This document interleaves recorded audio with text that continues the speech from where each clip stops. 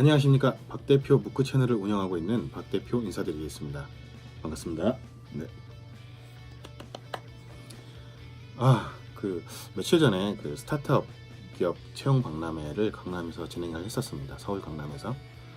한 2시간 정도 일찍 가서 부스를 꾸미려고 부랴부랴 준비해서 갔는데, 시작도 하기 전에 벌써 한 코너에서 한 2개의 줄이, 이렇게 구직자분들이 2개의 줄이 꽉 있더라고요. 이게 뭔지 궁금해서 가봤는데, 이력서와 자기소개서 컨설팅 그런 코너였습니다. 저는 이제 인사기업, IT 인사기업 취업 사이트죠. 취업 사이트에서 인사 담당자로 사회생활을 시작을 했습니다. 그래서 한 4, 5년을 계속 그렇게 하다가 이제 이직을 해서 이제 움직였는데, 지금은 이제 법인 대표이사를 하고 있죠. 그 IT 컨텐츠 기업을 하고 있는데, 가장 필요 없는 게, 제가 인사 담당자 할 때도 마찬가지였지만 가장 필요 없는 게 사실 이력서, 자기소개서, 컨설팅이라고 봅니다. 왜냐면 다 상향 평준화를 시키기 때문에 그렇죠. 상향 평준화가 왜 안 좋냐라고 반문하시는 분들이 계시는데, 남들보다 다르게 보이려고 컨설팅을 받는 거잖아요. 더 좋게 보이려고. 그런데 모두 다 컨설팅을 받기 때문에 이게 다 똑같아진, 또 결과적으로는 또 다른 걸 해야 하는 그런 상황에 또 이르게 되는 거죠. 지금은 다소 부족하더라도 다르게 보이는 게, 혹은 진짜 진실되게 보이는 게 중요하지, 이렇게 다시 똑같은 상황에 올라가는 건 사실 그다지 보기 좋지도 않고, 저는 그 불필요한, 해서는 안 될 행위가 바로 컨설팅이라고 저는 생각을 합니다. 이력서, 자기소개서, 컨설팅이죠. 그래서 그러면 과연 어떻게 해야 합니까? 라고 이제 반문을 하시는데, 지금부터 그 부분에 대해서 한 3가지 정도를 제가 간략하게 소개를 해드리려고 합니다. 첫 번째는 바로 진실되게, 아무에게도 도움받지 마시고 진실되게 자기의 과거를 쫙 기술해 보세요. 첫 번째는 진실되게 스스로 도움받지 않고 기술하는 것. 이게 굉장히 중요합니다. 왜냐하면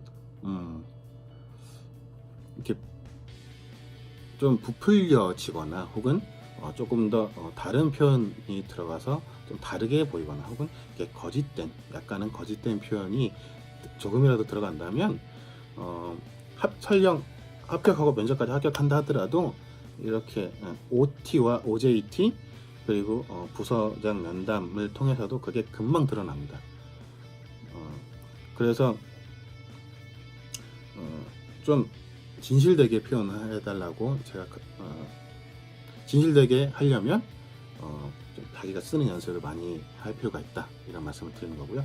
두 번째가 뭐냐면, 살아오면서 경험한 내용을 작성하라 라는 뜻입니다. 그게 무엇이냐면, 보통 이력서나 자기소개서를 쓸 때 저는 이런 것을 배웠고, 이런 것을 배웠고, 이런 것을 배웠으니 이런 지식을 모아서 잘 활용을 하면 분명히 성과를 낼 수 있을 겁니다 라고 보통 표현들 많이 하십니다. 근데 그렇게 하지 마시고요, 배운 건 쓰지 마시고 차라리 경험한 거를 쓰세요. 무슨 말씀이냐면, 이런 것을 경험을 했고, 제가 언제부터 언제까지 이렇게 또 경험을 했고, 언제부터 언제까지 이런 것을 경험해서 이런 성과를 내봤으니 저를 뽑아주신다면 이런 경험을 토대로 분명히 좋은 성과를 낼 수 있을 것 같습니다 라고 하는 게 훨씬 더 진실돼 보입니다. 그래서 자격증이나 지식을 뽐내는 것보다는 경험을 뽐내는 게 훨씬 더 중요하다. 그리고 만약에 뽐낼 경험이 적다고 한다면 좀 더 유관한 경험을 더 통해서 그 부분을 더 부족한 걸 채우는 게 더 중요하다고 생각합니다. 그리고 3번째가 되고 싶은 사람, 되고 싶은 것, 되고 싶은 모습을 쓰는 게 아니고, 구체적으로 이루고 싶은 성과에 대해서 써야 됩니다. 저는 대표이사가 될 것입니다. 저는 팀장이 돼서 성공을 할 것입니다. 저는 돈이 많은 버는 부자가 되고 싶습니다. 이런 표현은 절대 필요 없고요. 가장 중요한 건 언제부터 언제까지 저를 믿고 써주신다면 매출 1% 정도, 매출 1%를 신장시킬 수 있는 그런 성과를 보여드리겠습니다. 혹은 비용 절감을 한 적어도 3% 정도는 할 수 있는 그런 꼼꼼함을 보여드리겠습니다. 이렇게 표현하는 게 훨씬 더 중요합니다. 이거는 면접 볼 때도 마찬가지입니다. 만약에 이런 것들이 들어가 있지 않는다면 제가 인사담당 출신으로서 말씀드리는데 안고 없는 호빵이라고 불리울 수 있습니다. 그게 뭐냐면 안고 없는 호빵은 이게 한 입 깨물면 맛이 없잖아요. 버리게 됩니다. 그 안고를 무엇으로 채울 것인지 차라리 그걸 고민하시는 게 훨씬 더 효과적이고요. 그 다음에 본인이 어떤 안고가 될 것인지 자기 자신을 점검할 필요가 있는데 많은 분들이 뭐 취업 동아리나 혹은 주변 사람들한테 자기 이력서와 자기소개서를 보여주고 점검해줘 이렇게 되는 거죠. 그런데 생각보다 사람들의 심리가 지인이나 친구들이나 이런 분들은 도움이 되지 못해요. 생각보다 이분이 잘 되는 걸 바라는 사람이 그렇게 많진 않아요. 그렇기 때문에 반드시 자기 자신을 객관화시켜서 보는 연습을 반드시 해주셨으면 좋겠고, 그거에 도움되는 혹시 지식이 필요하시다면 강점혁명이라는 책을 한번 사서 보시는 것도 괜찮아요. 강점혁명은 사람들이 자기 강점으로 일한다.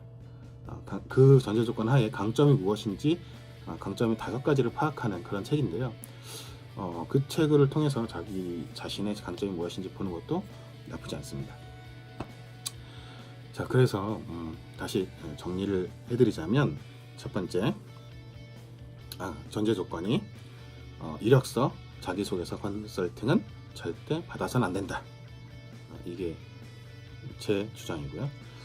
그리고 그러면 무엇을 해야 하나, 어떻게 그러면 이력서와 자기소개서 써야 하나 라고 봤을 때 3가지 솔루션을 드리자면, 첫 번째, 솔직하게 있는 그대로 과거를 기술을 해보는 것. 그리고 두 번째, 배운 걸 쓰지 말고 경험한 걸 쓰는 것. 그리고 세 번째, 되고 싶은 모습을 쓰는 게 아니고 구체적으로 이루고 싶은 성과를 작성하는 것, 써보는 것. 이게 굉장히 중요합니다. 그리고 다 써보셨으면 친구들한테 보여주지 마시고 본인이 한번 객관화시켜서 정말 남들과 다른지 한번, 혹은 매력적인지를 한 번 더 점검해 보시는 게 가장 좋습니다.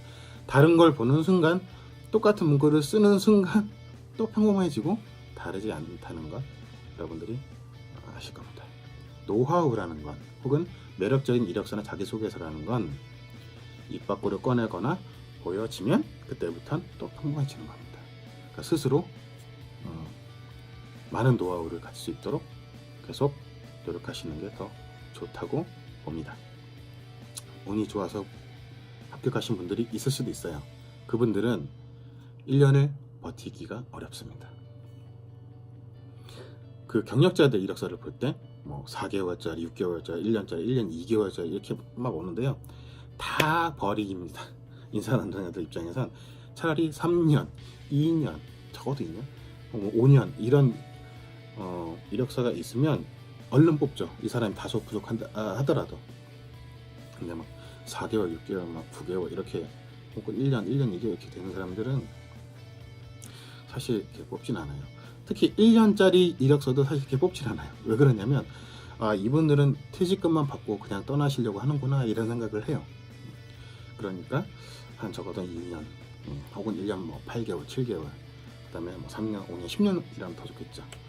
그래서 좀 차라리 진실되고 진중한 모습을 보여주는 게, 남들과 다릅니다 이런 모습을 보여주려면 자기 이야기를 경험을 그대로 한번 써보는 게 중요하다고 봅니다.